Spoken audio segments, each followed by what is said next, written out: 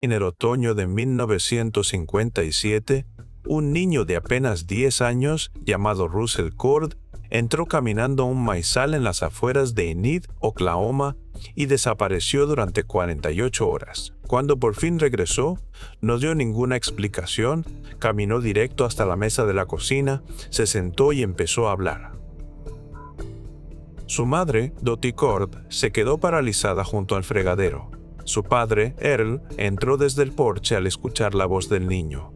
Los dos se quedaron ahí, escuchando, durante varios minutos, antes de que ninguno de los dos se atreviera a moverse, porque lo que Russell estaba hablando no era inglés.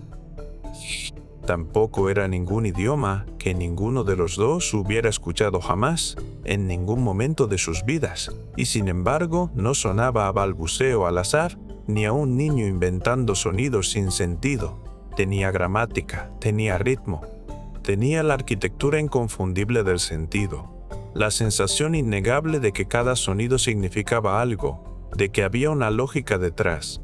Y antes de desaparecer, según los propios testigos, el niño había seguido algo hasta dentro de ese campo, algo que, según todo lo que se sabe, no era humano.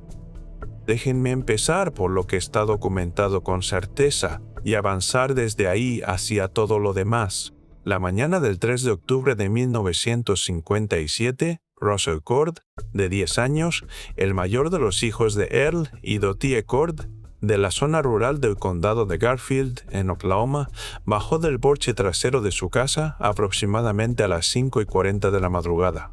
Antes de que saliera el sol, con la neblina de octubre todavía pesada y espesa sobre los surcos del maizal, llevaba puesta la ropa de la escuela.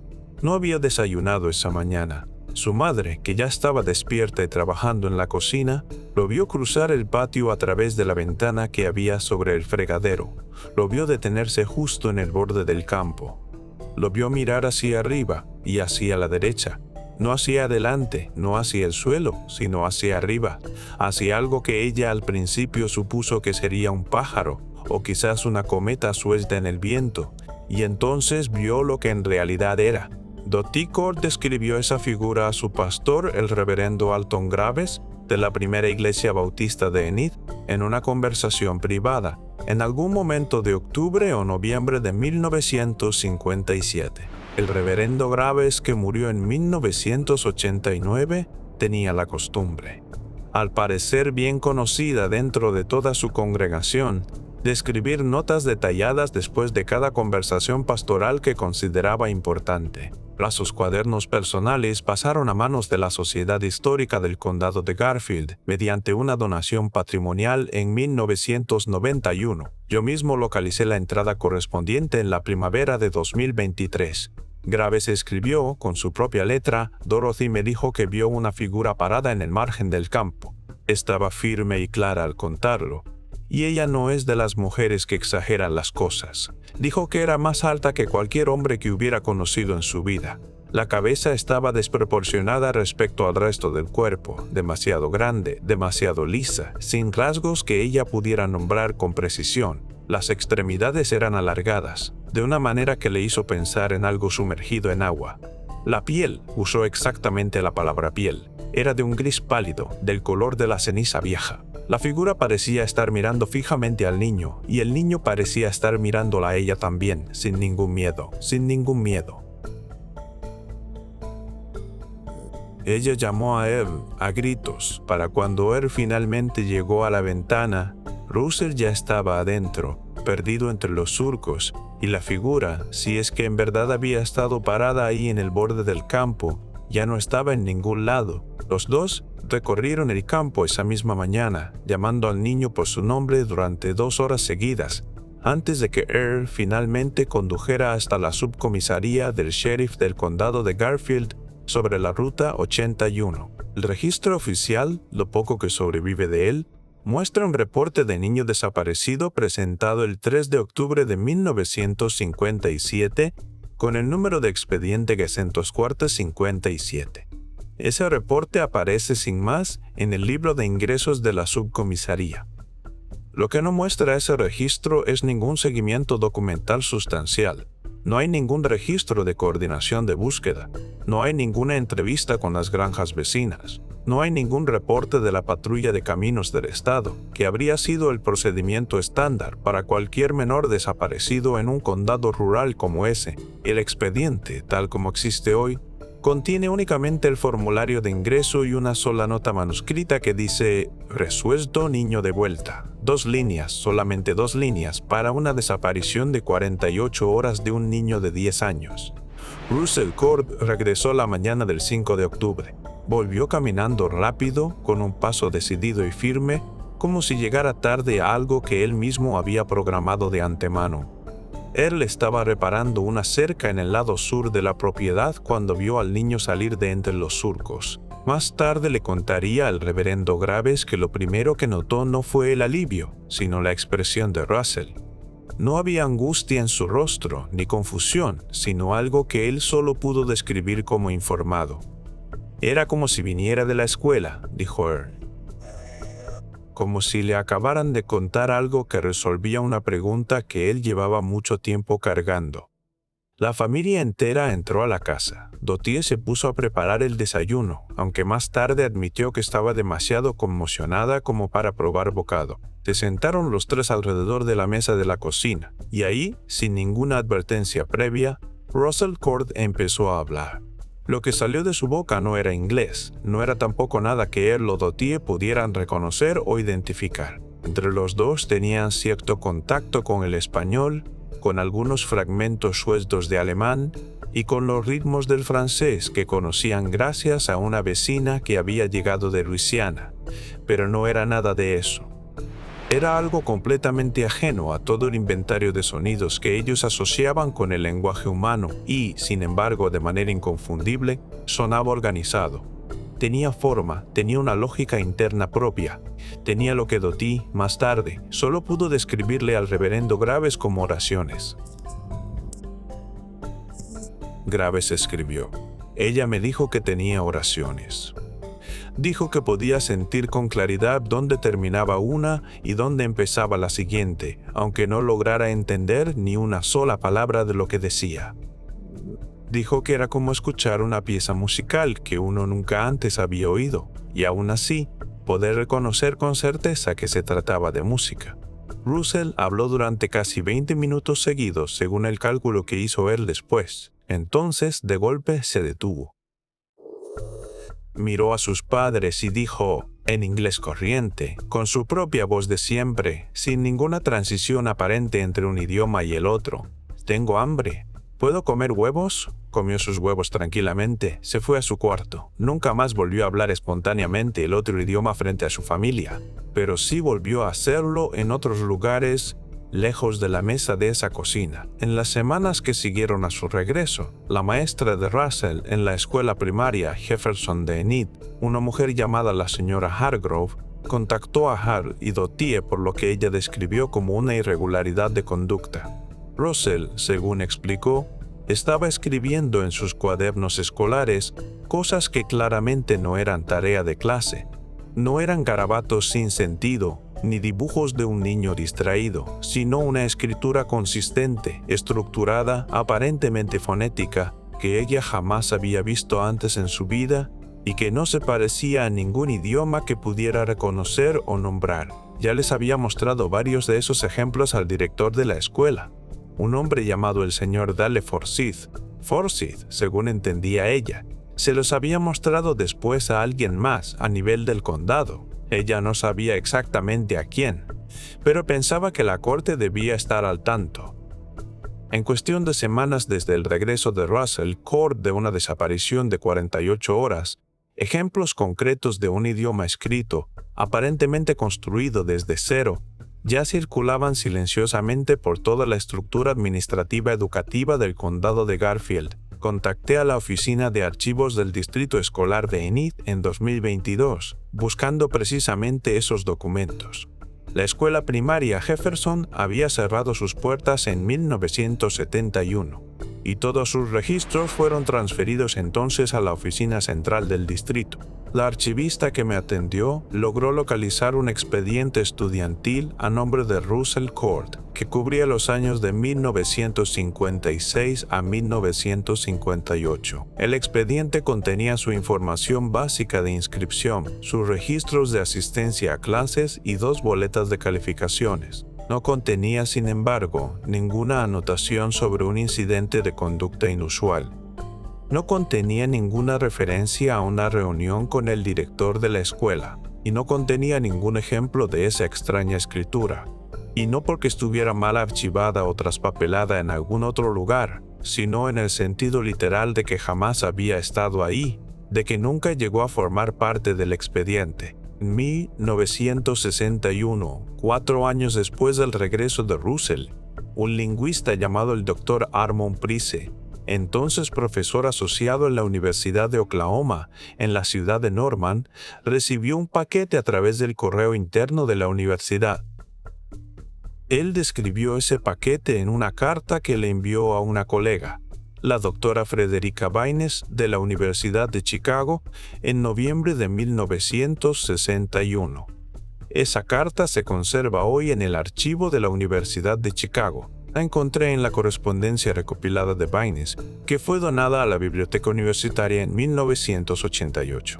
El paquete, según escribió Price, contenía 12 páginas completas de escritura hecha a mano, sin ninguna carta de presentación, sin remitente, con un simple matasellos de la ciudad de Norman. Las páginas mostraban un sistema ortográfico plenamente consistente, es decir, un sistema de escritura con reglas internas propias y coherentes que no correspondía a ninguna familia lingüística conocida hasta entonces. Price anotó con precisión de lingüista varios rasgos específicos, una direccionalidad de izquierda a derecha, un conjunto reducido de caracteres base que se modificaban mediante marcas diacríticas y un uso consistente de agrupación espacial que sugería con claridad una estructura tanto a nivel de palabra como a nivel de frase completa. Le escribió a Baines en esa misma carta: le he mostrado estas páginas a 3 colegas distintos y ninguno de nosotros logra ubicarla dentro de nada conocido. No es un cifrado de ningún idioma que conozcamos. Tampoco es un idioma construido del tipo que uno suele encontrar en correspondencia excéntrica, de esas que llegan de vez en cuando a cualquier departamento de lingüística. Tiene más bien la cualidad de algo que creció con el tiempo, algo con una historia propia, con una evolución, con toda una comunidad de hablantes detrás, en lugar de ser simplemente algo inventado de la nada por una sola persona. No puedo probar, con total certeza, que esas 12 páginas que recibió Price fueran en efecto las mismas páginas del cuaderno escolar de Russell Court. El momento en que llegaron resulta sugerente. 4 años es, sin duda, un lapso largo, aunque no del todo inexplicable si las páginas pasaron ese tiempo circulando por distintas manos administrativas antes de que alguien finalmente decidiera enviarlas a un académico capacitado para analizarlas. El matasellos de Norman, por su parte, ubica el origen del envío en el mismo estado, y la descripción de las características de la escritura coincide, punto por punto, con lo que había reportado la señora Hargrove años antes, pero con los documentos que existen hoy no puedo cerrar del todo esa brecha. El expediente académico del Dr. Armond Price en la Universidad de Oklahoma, que solicité formalmente a través de la oficina de registros de la propia universidad, muestra que renunció a su puesto en diciembre de 1961, apenas un mes después de haberle escrito a Baines, por lo que el expediente oficial describe únicamente como razones personales. Su registro de personal no contiene ningún detalle adicional más allá de esa frase. Su paradero posterior es, hasta el día de hoy, incierto. No volvió a publicar jamás en ninguna revista de lingüística que yo haya podido encontrar en mi investigación. Las cartas posteriores de Frederica Baines, conservadas en el archivo de Chicago, tampoco contienen ninguna otra mención de él, ni una sola línea más. Recibió esas 12 páginas en el otoño de 1961, se lo contó a una colega de confianza, y después sencillamente se apartó del mundo documentado, en silencio. y por completo en menos de 30 días. Russell Cord, sin embargo, no siguió el camino del silencio total que recorren algunos de quienes dicen haber tenido un contacto. Él sí habló y siguió adelante con su vida. Terminó la escuela sin incidentes, estudió administración agrícola en la Universidad Estatal de Oklahoma, en la ciudad de Stillwater, se casó con una mujer llamada Helen Prater en 1969 y trabajó una modesta explotación agrícola en el condado de Garfield hasta finales de la década de 1980. Era, según cuentan todos los que lo conocieron en esos años, un hombre callado pero perfectamente funcional. Bastante amigable en el trato diario, aunque siempre más reservado que la mayoría de la gente a su alrededor. Tenía una cualidad particular, me dijo su esposa Ellen, como si siempre estuviera escuchando algo que no estaba realmente en la habitación con nosotros. Ellen Cord aceptó hablar conmigo en 2023. Tenía 78 años en ese momento. Russell había muerto 4 años antes, en 2019. Me contó que él le habló del incidente del campo apenas en su tercera cita juntos, y no lo hizo como quien hace una confesión, sino como una revelación práctica y necesaria, como si se tratara de un historial médico que ella merecía conocer de antemano, antes de decidir seguir adelante con la relación. Le dijo que había seguido a algo hasta adentrarse en el campo. Le dijo que había estado en algún lugar durante 2 días completos que no podía describir con palabras en inglés. Le dijo que, durante un periodo de varios meses después de aquello, había sabido hablar con fluidez lo que él mismo llamaba el otro idioma.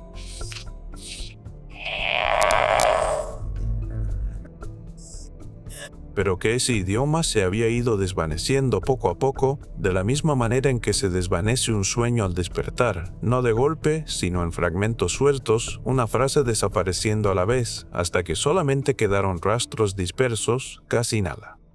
Dijo que lo peor de todo, me contó Ellen, era que ese desvanecimiento se sentía exactamente como una pérdida real, como perder un segundo idioma con el que uno hubiera crecido desde niño. Dijo que no era en absoluto como el simple hecho de olvidar, era más bien como si algo activamente se lo estuviera impidiendo, como si todo ese vocabulario siguiera estando ahí, guardado detrás de alguna barrera invisible, y él simplemente ya no pudiera alcanzarlo por más que lo intentara, porque olvidar implica un proceso pasivo, un deterioro natural que ocurre solo, con el simple paso del tiempo. Que algo activamente te lo impida implica, en cambio, un mecanismo deliberado aplicado desde afuera, por una voluntad ajena a la propia. Helen también me contó algo que Russell había compartido únicamente con ella y con absolutamente nadie más, nunca con sus propios padres, nunca con ningún amigo cercano. Le dijo que durante esos 2 días dentro del campo, él no había estado solo en ningún momento. Había estado acompañado de ella. Hizo una pausa buscando la palabra correcta y finalmente usó la misma que él siempre había usado: estudiantes, otros. No los seres en sí mismos, sino otros niños, 3 o 4, calculaba él, aunque nunca pudo precisarlo del todo. Niños que parecían venir de épocas completamente distintas, de eras distintas entre sí. Niños que, al llegar ahí, hablaban cada uno en el idioma de su propio lugar de origen. Y que se iban, todos por igual, hablando algo enteramente nuevo. Un salón de clases, una especie de admisión, un plan de estudios completo. Esto es exactamente lo que encontré cuando me puse a buscar casos que se parecieran específicamente al de Russell, casos que involucraran la aparición repentina del habla, y no simplemente su ausencia. En septiembre de 1954, una niña de 12 años llamada Vera Hutchins desapareció de la propiedad de su familia, cerca de Muskogee, en el este de Oklahoma. Estuvo desaparecida durante 3 días completos. Cuando finalmente volvió, habló brevemente y al parecer con una fluidez notable, en una lengua que sus propios padres no lograron identificar antes de volver por completo al inglés de siempre. El caso quedó documentado apenas en un solo párrafo del periódico Muskogee Phoenix, fechado el 19 de septiembre de 1954. Ese párrafo se limita a señalar la desaparición y el posterior regreso, e incluye la frase textual: presentó patrones de habla inusuales al regresar, los cuales se dieron por completo en cuestión de horas. En junio de 1960, 3 años después del caso de Russell, un niño llamado Clarence Adler, de 11 años, desapareció cerca de la ciudad de Altus, en el condado de Jackson, Oklahoma. Desaparecido durante 2 días completos, volvió también hablando algo desconocido, algo que nadie a su alrededor pudo reconocer. Su hermano mayor, Roy Adler, a quien logré localizar en la ciudad de Lawton en 2022, me contó que Clarence habló en sus propias palabras algo parecido a la música y algo parecido a las matemáticas al mismo tiempo, durante aproximadamente un día entero después de su regreso, antes de volver por completo al inglés de siempre. Roy tenía 17 años cuando ocurrió todo esto. Mi madre actuó como si no hubiera pasado nada, me dijo, décadas después. Como si, con tan solo no nombrarlo en voz alta, la cosa se quedara encerrada para siempre en la categoría de lo que nunca pasó. 3 casos, los 3 en Oklahoma. Entornos rurales, los 3 niños de entre 10 y 13 años. Desapariciones medidas en días, no en horas. Un regreso acompañado siempre de fluidez, por breve que fuera, en un idioma no identificable. Y después, en los 3 casos, el mismo silenciamiento, ya fuera por parte de la familia, del registro local o de ambos a la vez. 3 casos que yo logré encontrar. ¿Cuántos más no logré encontrar? ¿Cuál es el alcance verdadero de todo esto? Existe, sin documentar, en Arkansas, en Nebraska, en las extensiones rurales de Missouri y de Iowa, y en todo el Panhandle de Texas, porque una vez que esa forma se termina de revelar, ya no hay manera de que vuelva a disolverse. Russell Court pasó 62 años con el recuerdo de un idioma que ya no podía hablar. Len me contó que en los últimos años de su vida, cuando su salud ya iba en declive y dormía más de lo que pasaba despierto, a veces murmuraba mientras dormía, y no eran en inglés ni en nada que ella pudiera reconocer. Empezó a grabar esos murmullos con su teléfono en los últimos meses de vida de Russell, sin poder explicar del todo por qué, solo porque algo dentro de ella sabía que esas grabaciones importaban. Me hizo escuchar 12 segundos de una de ellas por teléfono en la primavera de 2023. Lo que escuché era estructurado, rítmico, con una sonoridad inconfundiblemente intencional, incluso filtrada por el sueño, por la edad y por el altavoz de un teléfono. Me dijo que había enviado una de esas grabaciones al Departamento de Lingüística de la Universidad de Oklahoma en el otoño de 2022, preguntando si alguien podía ayudarla a identificarla. Nunca recibió respuesta, ni un rechazo, ni una referencia a otra persona. Nada. ¿Será posible que lo que estos seres les comunicaron a estos niños no fuera algo incidental? ¿No un efecto secundario del encuentro, sino el objetivo mismo de todo el proceso? El idioma fuera, de manera precisa y deliberada, una carga, algo destinado a ser transportado, retenido, preservado en cualquier sustrato del cerebro humano, capaz de contener algo para lo cual nunca fue construido. Y si el idioma era en sí mismo el mensaje, ¿qué era exactamente lo que transmitía? ¿Un registro histórico? ¿Un conjunto de instrucciones precisas? ¿Una advertencia? Y si se trataba de una advertencia, entregada deliberadamente en un idioma que ninguna institución humana ha querido jamás tocar, estudiar, ni permitir que se examine de forma oficial, ¿qué nos dice eso sobre para quién estaba realmente pensada esa advertencia? Y más inquietante todavía, sobre quién no debía nunca llegar a recibirla. No sé qué salió caminando de ese maizal de Oklahoma junto a un niño de 10 años, en octubre de 1957. No sé qué le dio ni qué le quitó cuando finalmente decidió devolverlo. No sé por qué el idioma se desvaneció de esa manera tan particular, en fragmentos sueltos, como una señal de radio que se degrada lentamente con la distancia. No sé por qué la misma forma exacta vuelve a aparecer condado tras condado, verano tras verano, niño tras niño, a lo largo de toda una década de silencio del interior de Estados Unidos que el registro oficial se niega una y otra vez a conservar. Pero sé con certeza que Ellen Cord todavía conserva esa grabación en su teléfono. Sé que a veces todavía la escucha. Sé que no puede explicar del todo por qué le hace sentir, según sus propias palabras, que hay algo ahí, casi al alcance de la mano. El campo a las afueras de Enid sigue estando ahí donde siempre estuvo. Los surcos se siembran puntuales cada primavera que pasa. Y cada octubre, cuando los tallos ya están lo bastante altos, uno no puede ver qué es lo que hay parado entre ellos hasta que ya está demasiado cerca.